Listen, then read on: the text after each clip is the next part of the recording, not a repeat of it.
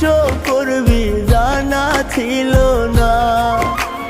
কই গেলি রে কই তুই যে প্রাণের সই, এই জ্বালার প্রাণে সহে না।